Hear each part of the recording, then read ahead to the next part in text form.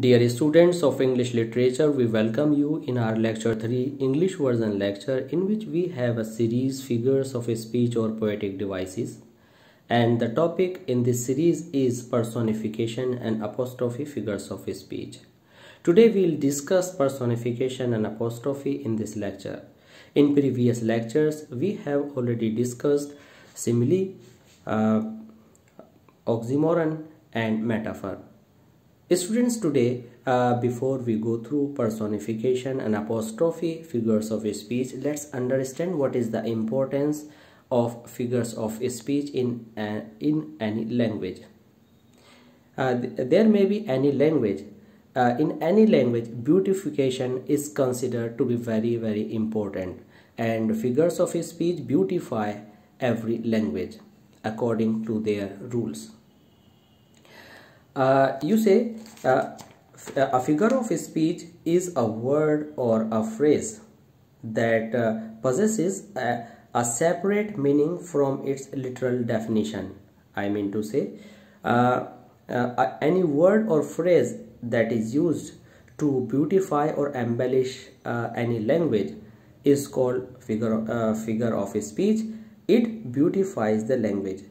In this way, that phrase or a group of words gives not its literal meaning, but it enhances the literal meaning more than the literal meaning.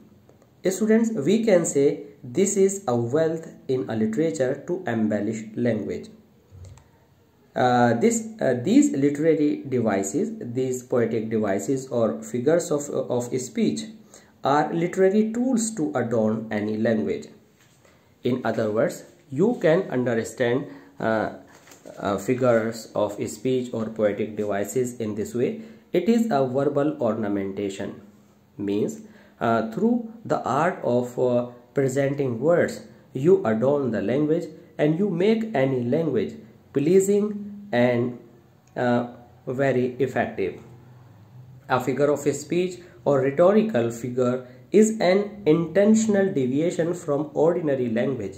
Means if we use figures of speech in any language, we feel extreme pleasure while reading this language, and it gives a nice feeling, and this language is called figurative language because this language gives us non-literal sense. Students, now this is M. Rahman and you are attending Oracy classes of English language, and in the series figures of speech. Students, if you like our lecture of today based on personification and apostrophe, please don't forget to subscribe our channel Oracy classes of English language, and please if you like our lecture, don't forget to like and share. Now let's begin with personification. Personification is a poetic device in which we personify some non-living things, abstract ideas, or some absent things, or we give some intelligence to animals or some non-living things or abstract ideas. What is this intelligence? Means suppose if I talk about leaves, if I talk about stars, they can't talk, they can't do anything just like human beings. But when we use this figure of speech, our stars begin to laugh, our honesty begin to sit on our face. Means these qualities and traits begin to act just like human beings. Now let's understand with the example number 1, and this example isn't an example in itself, but also this is a definition of personification number 1. Number one definition, by this figure of speech we give intelligence and personality to inanimate things. Means when we use this personification poetic device or figure of speech, what do we see? We see that we give intelligence and personality of a human being to those things which are non-living, which are stones, which are abstract things. I mean inanimate things. Inanimate things are those things which have no life. Means when we give some activity, intelligence, reasoning, or the quality of human beings to the non-living things and they begin to act like human beings. It means we make them human. Human is person. It means we have personified that non-living thing. That's why we say that is a personification, and personification figure of speech. If we say in definition number 2, personification gives to inanimate objects and makes animals look human. Means when we use personification figure of speech, it gives the qualities of human beings to inanimate objects, means non-living things, and even animals begin to act with intelligence like human beings.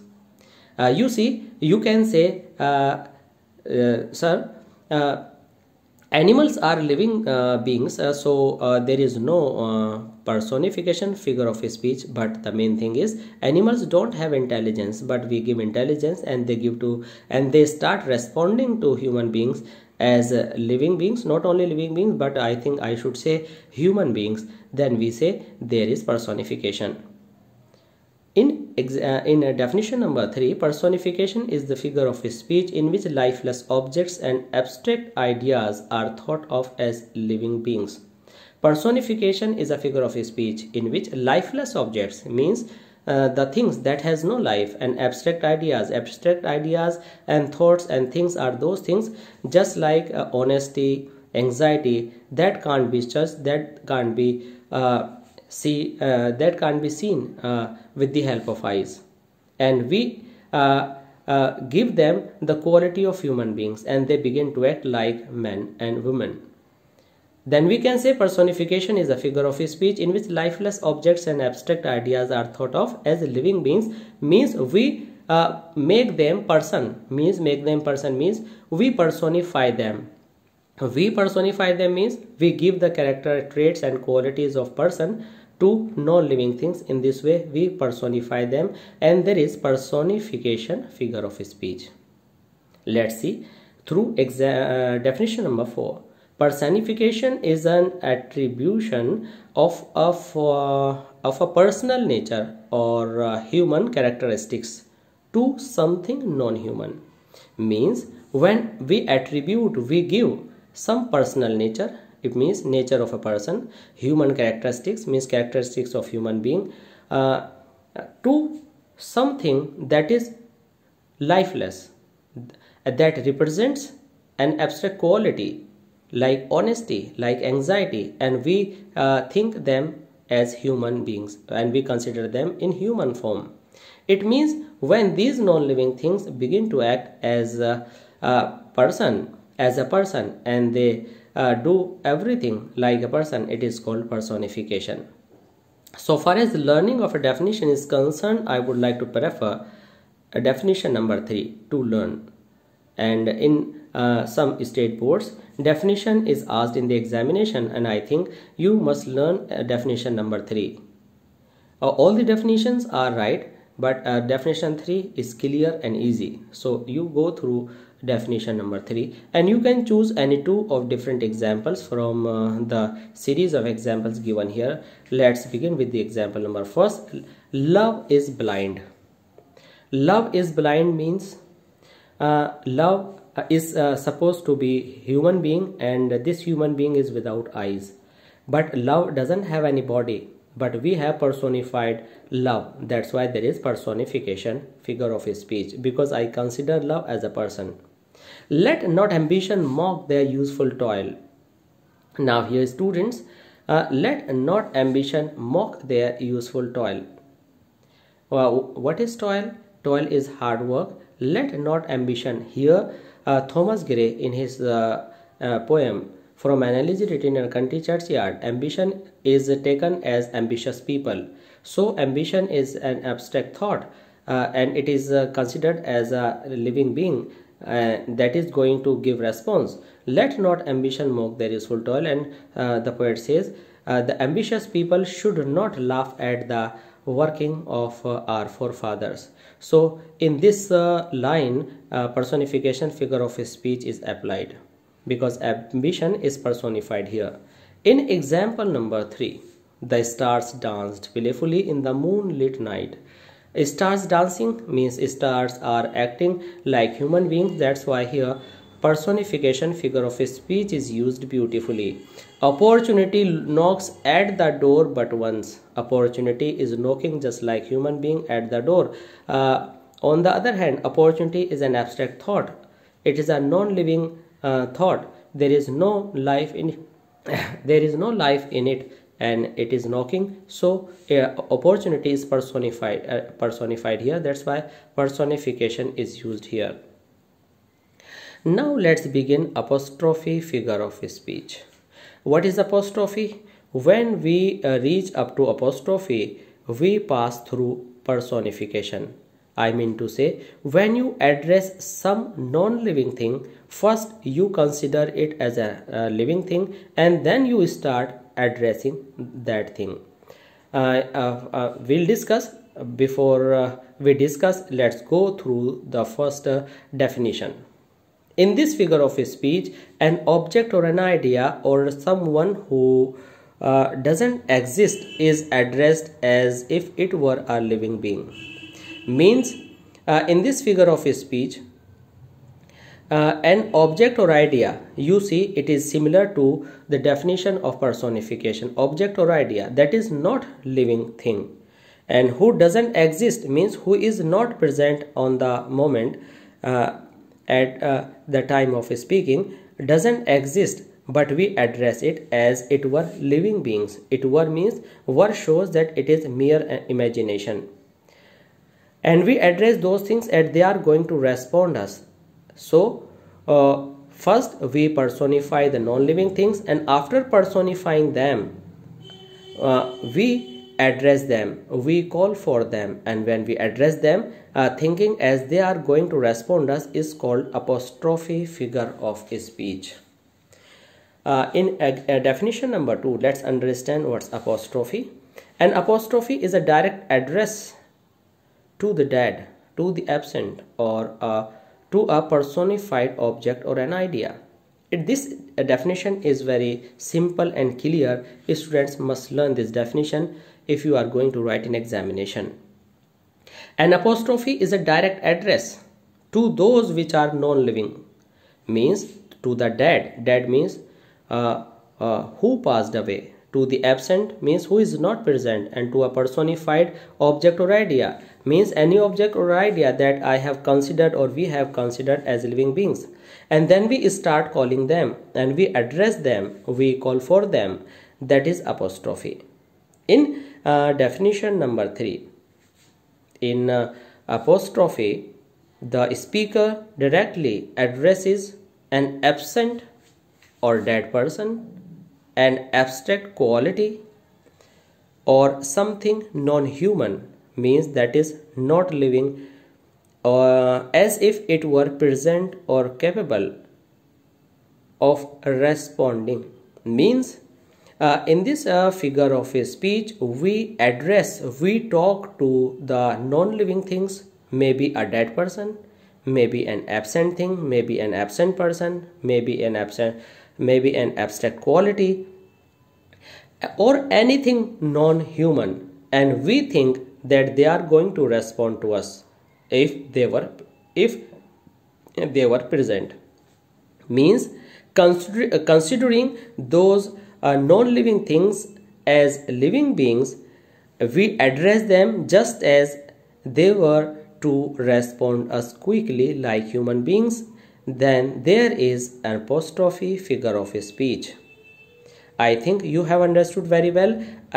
To make an apostrophe figure of speech, to use an apostrophe figure of speech, first what we do? First we personify an abstract idea or an abstract thing or an absent thing or the dead. We personify them, and after personifying, the second step is to address. When we address, then definitely you don't get confused that there is personification.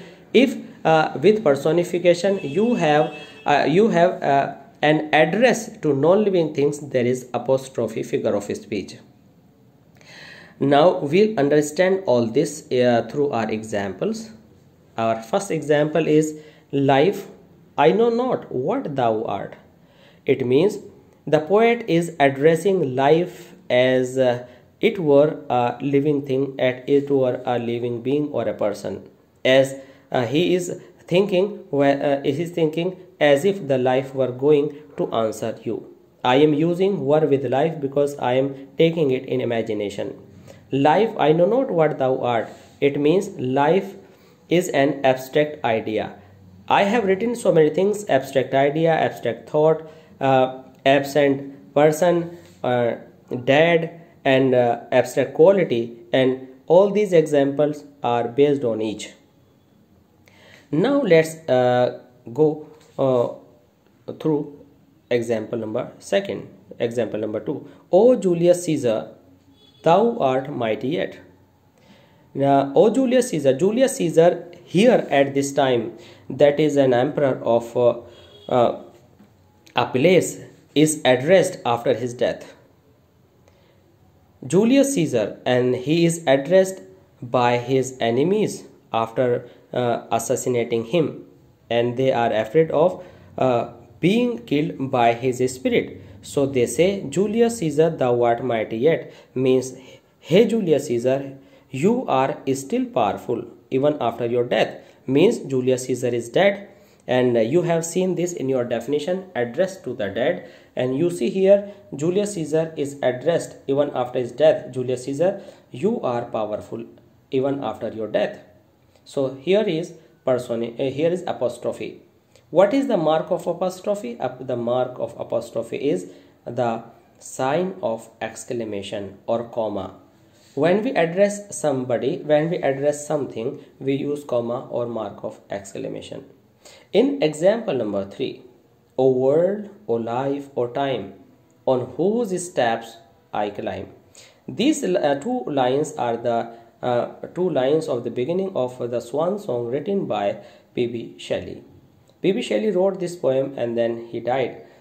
Students, life, world and time are addressed here as they are listening to the poet, and they are going to respond to the poet. Even they are not going to give any response because they are at all lifeless. So here is apostrophe, figure of speech or poetic device. In example number 4, frailty, thy name is woman. Frailty, thy name is woman.